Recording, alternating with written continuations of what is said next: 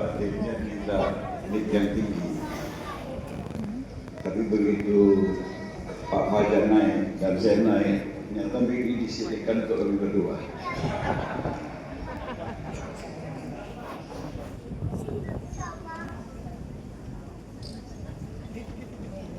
Bismillahirrahmanirrahim. Assalamualaikum warahmatullahi wabarakatuh. Alhamdulillah wa syukurillah, wassalatu wassalam ala rasulillah wa ala alihi wa ashabihi wa mawalah. Ashhadu an la ilaha illallah wahdah wa ashhadu anna Muhammadan Rasulullah uswatun hasanah. Yang sama kita hormati Wakil Menteri Kabinet Merah Putih yang paling muda, Wakil Menteri Pendidikan Dasar dan Menengah Dr. Fajar Rizaul Haq MA. Yang terhormat, yang tadi pesan nik yang tinggi, Direktur Jenderal Pendidikan Islam Kementerian Agama Republik Indonesia Bapak Dr. Amin Suyitno. Yang terhormat Kepala Badan Standar Kurikulum dan Asesmen Pendidikan Profesor Dr. Tony Toharudin.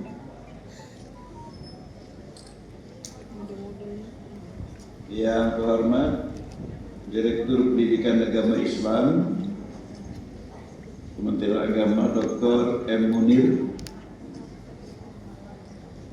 dan seluruh jajaran, Ibu Staf Sus, Bu Nona Gayatri, Ibu Wakil Ketua Dewan Penasehat dan Wanita Kementerian Agama, Ibu Maya Sulasni Siregar, SD, kemudian tenaga ahli, Bapak Kakanwil, dan juga ada Kakak Kemenag yang berhadir, yang saya hormati, yang saya sayangi, saya cintai dan saya banggakan, seluruh peserta Olimpiade PAI dari seluruh Indonesia. Dari Pulau Jawa, dari mulai Jakarta sampai Madura, mana suaranya? Oh, nggak banyak ya Pulau Jawa.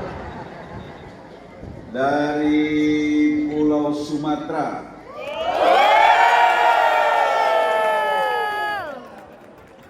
nggak terasa sedang berduka.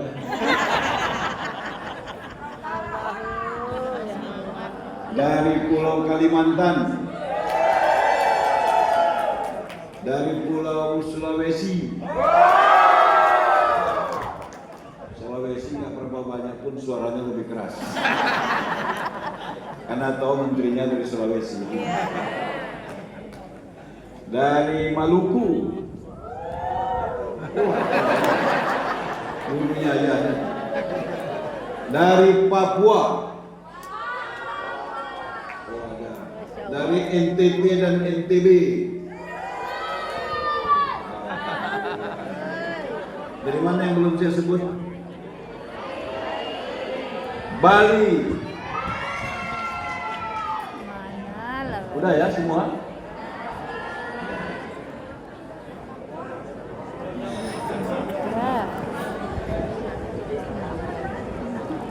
Hadirin yang berbahagia, kita bersyukur hari ini hadir dalam Olimpiade PAI Pendidikan Agama Islam tahun 2025. Saya ingin mengatakan apa yang tadi disampaikan oleh Dr. Fajar adalah sesuatu yang sangat penting ya, bagi kehidupan pendidikan di Indonesia. Juga tadi secara substansi apa yang disampaikan oleh Profesor Amin Suyitno sesuatu yang memberikan arah yang jelas sebenarnya seperti apa seharusnya guru PAI yang ada di seluruh Indonesia. Tetapi ada sisi yang lain, bahwa sebenarnya PAI ini adalah wujud kesetiaan Indonesia terhadap dasar negara kita, Pancasila dan Undang-Undang Dasar 1945. Bahwa sila pertama Pancasila adalah ketuhanan yang Maha Esa. Banyak yang tidak tahu bahwa sila ketuhanan yang Maha Esa ini adalah causa prima. Maksudnya yang memberi warna dan menjiwai keempat sila yang lain. Jadi sila kedua, kemanusiaan yang adil dan beradab, yang berketuhanan yang Maha Esa. Sila ketiga, persatuan Indonesia yang berketuhanan yang Maha Esa. Kerakyatan yang dipimpin oleh hikmat kebijaksanaan dalam permusyawaratan perwakilan yang berketuhanan yang Maha Esa. Keadilan sosial bagi seluruh rakyat Indonesia yang berketuhanan yang Maha Esa. Sila pertama Pancasila ini kemudian dalam konstitusi dijelaskan di pasal 29 ayat 1, negara berdasarkan ketuhanan yang Maha Esa. Ayat 2, negara menjamin kemerdekaan tiap-tiap penduduk untuk memeluk agamanya masing-masing dan untuk beribadah menurut agama dan kepercayaannya itu. Dari sila pertama Pancasila pasal 29 UUD 45, maka muncul sebuah kebijakan politik yang wajib diikuti di dunia pendidikan Indonesia. Apa itu? Peserta didik wajib mendapatkan pendidikan agama sesuai dengan agama yang dianutnya oleh guru yang seagama dengan dia. Itulah kehadiran guru-guru agama di sekolah-sekolah umum, termasuk di dalamnya adalah guru agama Islam. Bapak Ibu hadirin, saya ini 12 tahun jadi guru PAI. Baik di SMP maupun di SMA. Tapi waktu itu belum ada olimpiade. Kalau ada olimpiade, pasti sejak dulu saya sudah pernah masuk hotel Mercure yang ada di Ancol. Tadi begitu sampai saya tanya kepada ajudan saya, dan berapa kali kita ke Mercure? Dibilangnya baru 3 kali, Romo. Ya cocok lah, kita wakil menteri tinggal di Jakarta baru 3 kali. Betul kata Pak Amin Syidno, macam mana guru dari daerah? Mungkin ada yang baru sekali. Bukan karena Bapak kurang hebat, karena memang ada kesempatan masuk ke hotel Mercure di Ancol. Nah Bapak Ibu sekalian, sebagai guru PAI dan juga murid yang pernah diajar oleh guru PAI, kebutuhan murid itu sebenarnya adalah bagaimana dia melihat bahwa guru PAI itu adalah ikon, adalah uswah bagi dia dalam menjalankan ajaran agamanya. Kan di sekolah umum itu ada guru matematika, Pak Amin Syidno, Pak Munir. Ada guru pendidikan moral Pancasila, ada guru kesenian, ada guru olahraga, matematika, pendidikan ilmu pengetahuan alam dan sebagainya.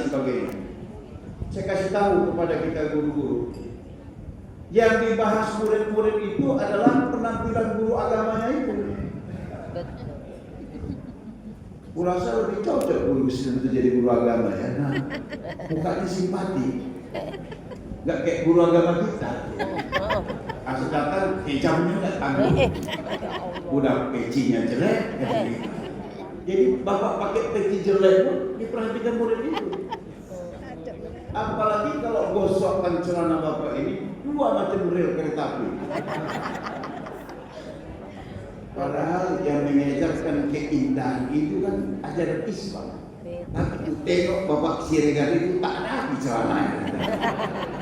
Karena baca doa tadi Siregar marganya. Bukan karena istri saya marga Siregar, bukan. Yang baca doa tadi. Jadi murid-murid agama Islam, saya nggak bahas murid agama yang lain, mereka punya karakter sendiri. Murid agama Islam melihat guru PAI itu dari yang ditawarkan oleh Prof. Amin Sidna tadi, yang paling dia perhatikan itu adalah penampilan gurunya. Maka saya teringat apa yang disampaikan oleh Imam Al-Ghazali dalam kitab Ihya Ulumuddin. Beliau mengatakan bahwa sistem pendidikan yang sesungguhnya itu adalah 90% transfer karakter. Knowledge yang cuma 10%. Itu yang Prof. Amin Sidna bilang itu yang keberapa tadi? Ya, transfer karakternya Pak. Kita belum ngajar, ditengoknya kita guru agama jalan santun, udah terbentuk kepribadiannya. Kalau yang lain itu parah-parah kalau guru agama kita kan orang lain. Ya namanya guru agama. Memang nggak dipuji juga. Yang salah itu kalau kita tidak kayak gitu. Kalau betul macam penampilan yang sesungguhnya, kita nggak dipuji Pak. Karena dianggap guru agama harus gitu. Kalau guru yang lain itu kalau ngajar kasar kali. Tapi kalau guru agama kita santun orangnya. Iya, memang yang santun guru agama. Dia udah santun Pak. Kita tertib, nggak pernah terlambat. Guru lain itu sering terlambat. Guru agama, nah, pernah. Orang dia guru agama. Guru lain itu asik nyalin aja disuruhnya. Dia merokok gitu. Kalau orang agama enggak.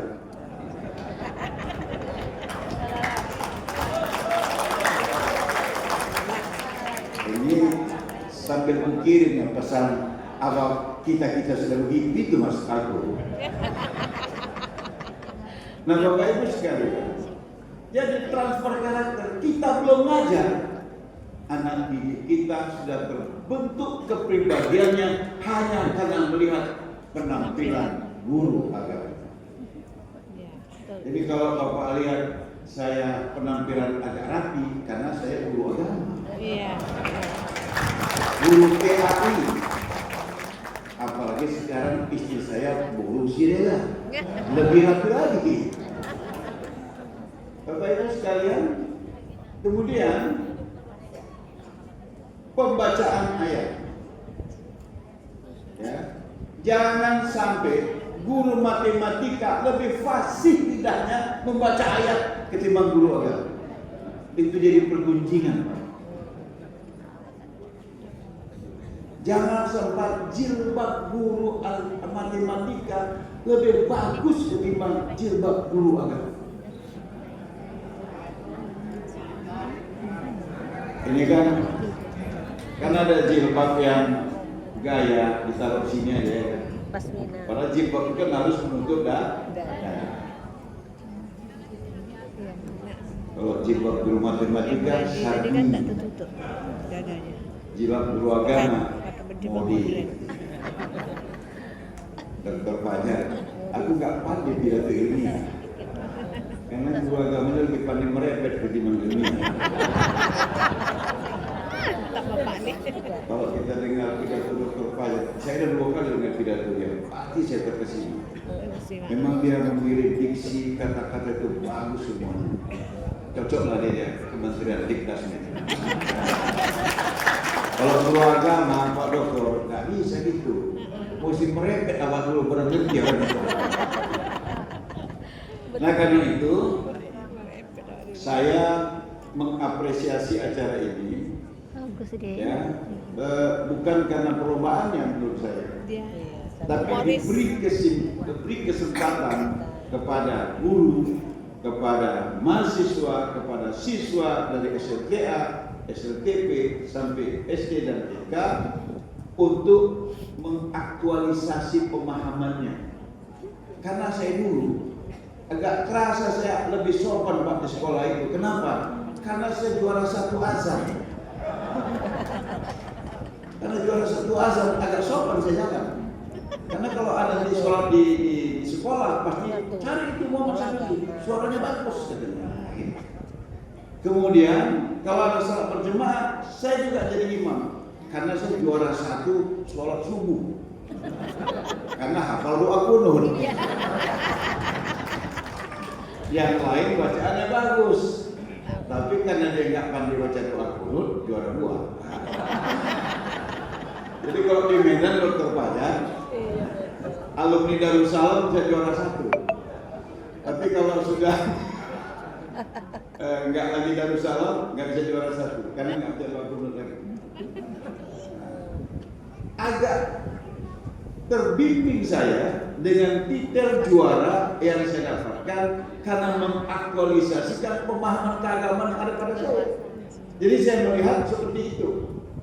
Ini sekaligus pesan kepada yang jadi pemenang atau yang sudah berangkat ke Jakarta ini, walaupun belum menang, karena tadi kata apa, walaupun nggak menang, tapi kan dia sudah menjadi utusan para pemenang sampai kemarin. Pulang nanti harus nampak lebih Islami lah ketimbang sebelum datang ke Jakarta. Jangan malah kecendengan. Tapi sampai Jakarta, gitu ya. Jadi ada kisah bahwa orang Amerika, orang Inggris, orang Perancis, dia datang ke Indonesia, dia berusaha bagaimana bisa tampil seperti orang Indonesia. Begitu pulang ke negaranya, dia balik lagi jadi Amerika, balik lagi jadi Perancis, balik lagi jadi Inggris. Beda macam orang Indonesia. Begitu datang ke Amerika, dia bergaya Amerika. Datang ke Perancis, dia bergaya Perancis. Begitu pulang ke Indonesia, gaya itu dibawanya. Nah, sekarang dalam kompetisi ini, saya ingin kita ikut gaya orang Indonesia itu. Bahwa kita sampai di sini, kita adalah kelas finalis yang mewakili daerah kita untuk kompetisi berbasis agama. Pulang nanti harus dengan kualitas yang kita bawa kemari. Dan saya setuju Pak Wakil Menteri Dasmen agar ini menjadi kalender nasional setiap tahun di kita. Dan memang awal jadi guru di kampung-kampung sana ada mimpi lah sampai ke Jakarta. Kalau kita berkualitas mengajarkan anak-anak kita, apalagi kalau menang, itu Pak Wamen. Kalau menang di daerah ini Pak Wamen, itu di pas upacara hari Senin panggil itu Pak Wamen. Kita sudah menang ya acara ini ya, harap ke depan. Betul. Hebat Bapak dia, Masya Allah, hebatnya. Kalau belum kawin lagi cewek-cewek naksir itu semuanya. Nah Bapak Ibu sekalian, jadi itu apresiasi dari saya. Sekaligus memberikan gambaran sosial yang real di masyarakat kita, di sekolah-sekolah terhadap diri kita sebagai guru PAI. Tentu saja harapannya ajang Olimpiade ini semakin menambah kualitas kita, karena kita bersiap-siap datang kemari dan kualitas itu kemudian nanti kita bawa sehingga kita lebih berdaya dalam memberikan pengajaran agama kepada hebat bapaknya. Dan saya memberikan ucapan terima kasih pada seluruh kepala daerah, ya, sampaikan salam saya kepada mereka bahwa memang SD, SMP, SMA itu kan tidak dibawa Kementerian Agama.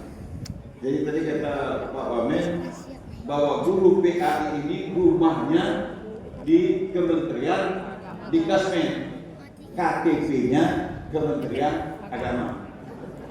Jadi kalau datang kemari dibantu oleh gubernur dan wali kota, itu memang sudah seharusnya.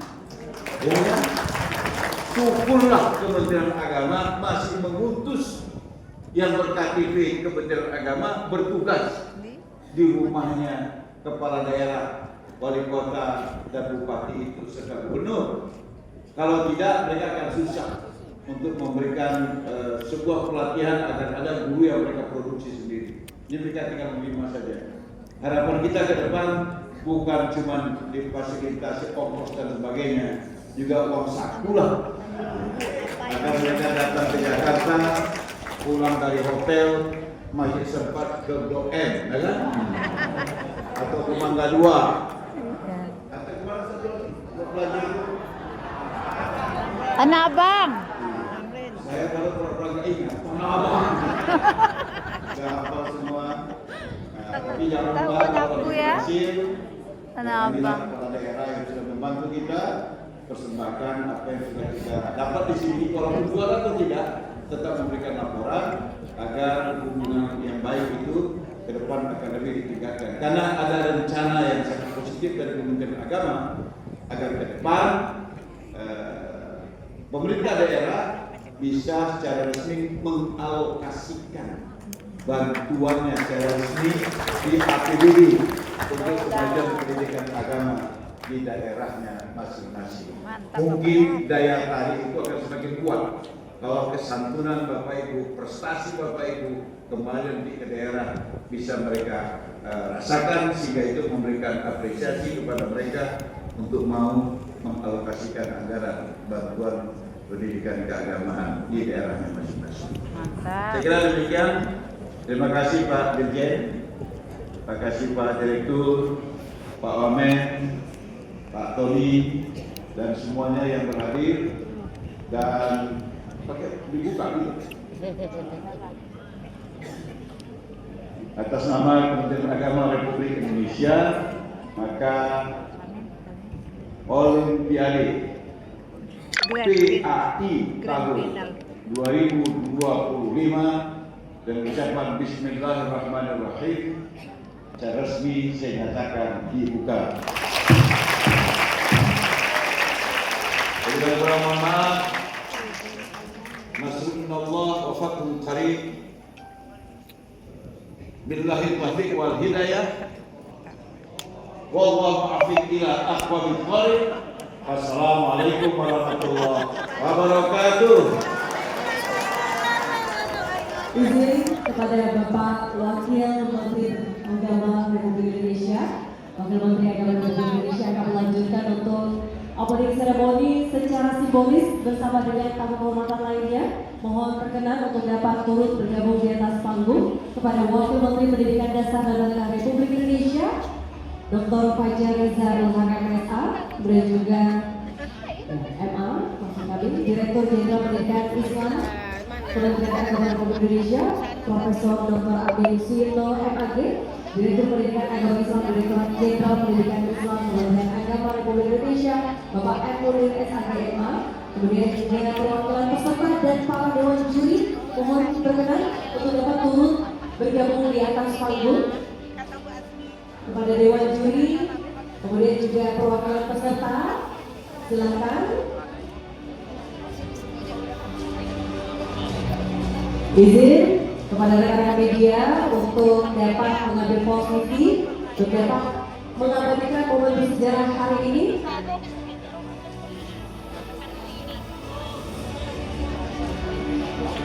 Dan izin kepada Bapak Wakil Menteri Agama Republik Indonesia untuk meletakkan simbol ke dalam kotak yang telah tersedia pada hitungan 3, 2, 1. Baik, rekan-rekan media sudah siap semua. Kita hitung mundur bersama dengan mengucapkan Bismillahirrahmanirrahim pada hitungan 3, 2, 1.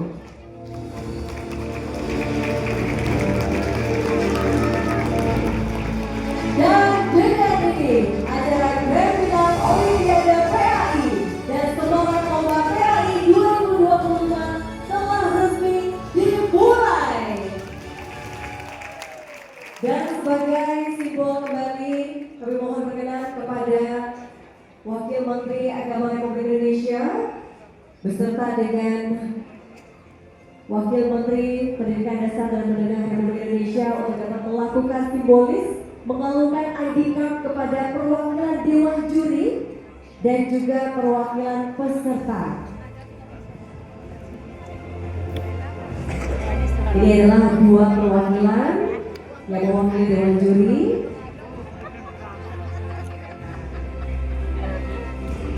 Mana kalung-kalung Bima tadi?